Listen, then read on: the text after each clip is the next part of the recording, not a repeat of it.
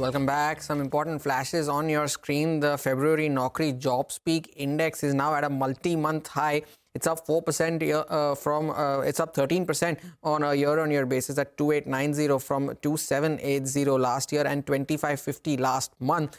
10 out of the 16 sectors have registered growth. 5 of them have seen a decline, and the IT sector has seen a sharp uptick from the January levels, and that possibly is also a reason why the IT stocks are started to recover from the day's lows, and also reflecting on the recovery on the Nifty as well. Now 22,150 is where the index is, almost 150-point recovery from the lows of the day. The IT index holding on to its gains as well. So macroeconomic indicators falling into place. Ramdev Agrawal was also mentioning about this just a few minutes earlier. So things starting to fall into place possibly for the Indian economy. But moving on then, Maersk has named its 11th dual-fuel methanol vessel Albert Maersk in Mumbai. Manisha Gupta spoke to Vincent Clerc, the global CEO of the company, and he also discussed how India fits into the overall scheme and the significance of holding a naming ceremony for his vessel in India.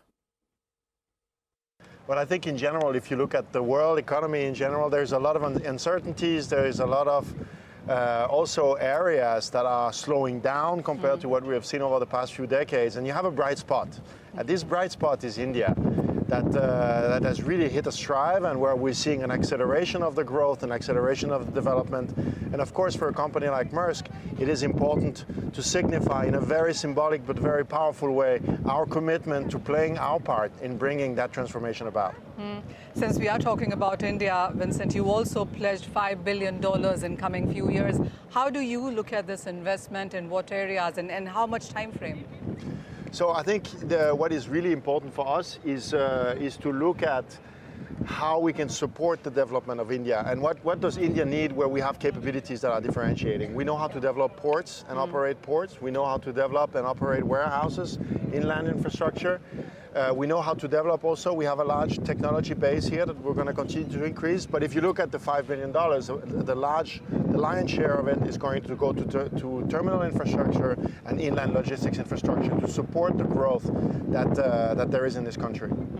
You already are here at JNPT, and then there's conversation about you expanding your infrastructure at Pipavav as well. So what ports are you really looking at? Well, there's going to be a need for more. At the clip at which the economy is growing here, this is not going to be sufficient. There is a large project going on right now in Vadavan that we feel is interesting. There is other projects along the coast here, but there is also projects in the rest of India on the eastern coast of India, where also there is a need to develop more infrastructure than what we have today. So we'll have to look at the different areas and places, look at how the processes go, of course, and wherever we can make a difference, then we stand ready to play and make that difference. Vincent, you also, the company that is also has met the Indian Prime Minister, and there has been a talk about alliance, Green Fuel Alliance, that is. What does it really mean, and what is the time frame and roadmap here? Well, I think there is a great alignment between our goal for decarbonizing our operation and the vision that there is for India becoming a powerhouse in the new world of green energies. And I think that for us, making these two agendas meet in a powerful way, and again playing our part in bringing this about while also serving what we want to do for the world, what we want to do for our customers, makes a lot of sense. So I think it was very powerful yesterday that we could agree on moving in that direction with Prime Minister Modi, and we look forward to continuing that conversation and actually bringing it into facts. Yeah.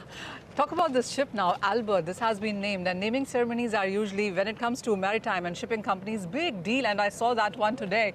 How important is this ship? This is one of its kind. This is going to be running on complete green fuel. Tell us more about this one.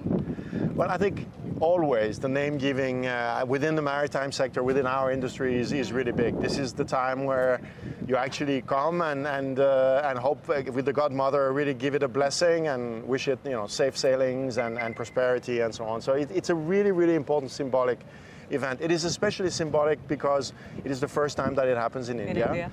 Ever. We've been here for over 100 years and have never had such an event. So from that perspective, it's very important. But it is important also because it is a different design. It is a different technology. It is a real beacon of hope and a symbol of that it's not just words, but the future is actually coming, and this is how it looks. This is one of the green fuel ships that you have. So what is the number right now, and what really is the plan going forward?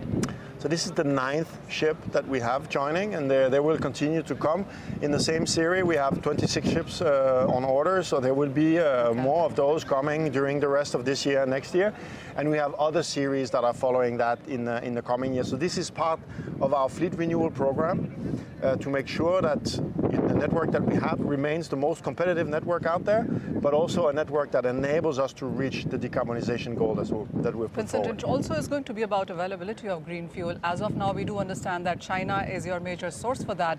But is India giving you those kind of numbers? What are the kind of conversations that you have in India for this? Yeah, so the markets for green fuels, and especially the supply of green fuel, is still emerging markets. And it is true that so far a few Chinese projects have gone faster than what we have seen elsewhere in the world, and that's why so far the contracts that we have signed are mostly in China. But we're actively looking for diversification of sourcing, because a lot of our ships do not call China. A lot of our ships, like Albert Maersk, will be sailing between India and Europe, and so it is important for us to find sources of energy, either in India or on the way between India and Europe. And there is a lot of really promising projects here. But we need to really, I think, encourage the development. It takes some risks to be the first ones to have a big project come online. We need a lot of that green fuel to power this ship and its sisters. So there is a scale element in that. But again, this is a dialogue that we're having with different projects here in India, and we're looking forward to hopefully seeing one of them come into a real business and signing a contract and having the first step in this diversification.